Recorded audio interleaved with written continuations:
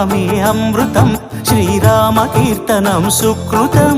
ఈ రామచంద్రుడే లోక రక్షయని అంతరాత్మ పలికే.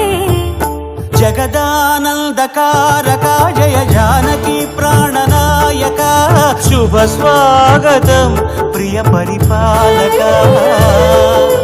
జగదానందకారక జయ జానకి ప్రాణనాయక, శుభ స్వాగతం ప్రియ పరిపాలక.